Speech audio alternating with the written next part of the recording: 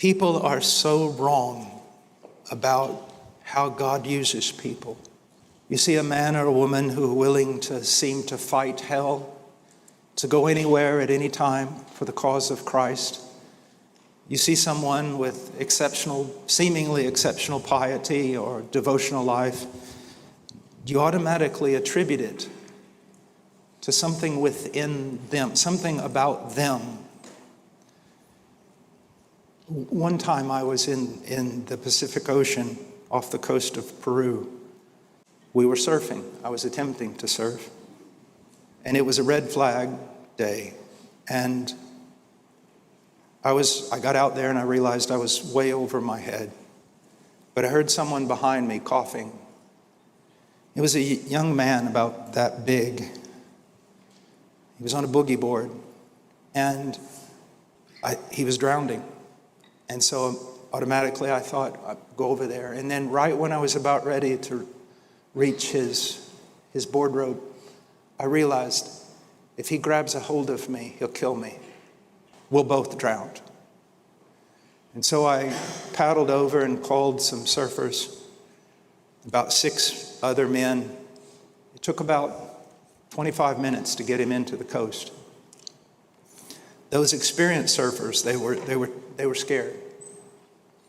Now, I outweighed him by 85 pounds. On land or anywhere else, I could have taken him out with one arm. What was going on?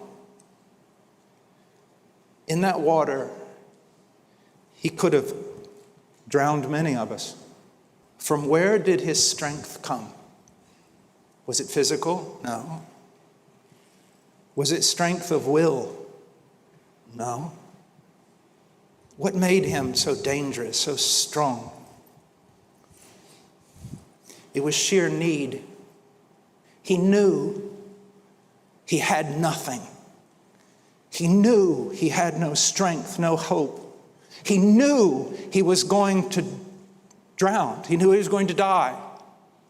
And it was that realization of his utter and absolute weakness that would have caused him to cling on to another man, a man 3 times his size, with such strength that he would have drowned him.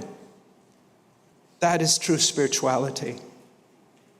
When you see men or women who are strong or pious or seem extraordinary, you automatically attribute it to something in them, some strength. And that's not at all the case. They have recognized their utter weakness, their utter inability to please God, their utter inability to serve God, their utter inability to stand against sin. They have absolutely nothing except the wisdom of God's word and the power of God's Spirit. And that's what causes them to walk so close to Christ. It's not their strength, it's the recognition of their weakness. And if you sit there and say, well, I don't walk so close, maybe you have not recognized your weakness and your need of strength. I have served Him for almost 4 decades. Every year I have a greater recognition of my weakness, of my inability. I have nothing. I have contributed nothing to my salvation except my sin. I have no wisdom, I have no strength, I have no power. It is only Christ and Christ alone. When you look at Paul or Peter, think these magnificent statues and examples of faith, of discipleship. You see, for Peter to lead up that apostolic band, in God's providence, he had to fall, or he could have never led. Peter learned that day he had nothing but the blood of Christ and the intercessory ministry of Christ. That was it. Paul, when you meet Paul in heaven, I think the first thing he will probably say to you is, why did you not believe me? Why did you not believe me when I told you I was the weakest? Do you think I was speaking in metaphor? Do you think I was just overly pietistic? Take me at my word. I really was the weakest. But you seem so strong. You don't get it. You don't understand. To the degree that God will use you, He will break you. I used to sing a song to my children when they were little and wouldn't go to sleep, from Keith Green. My son, I am weak and I'm trembling. For the Lord I am always remembering. For what a strong shepherd holds you in his arm.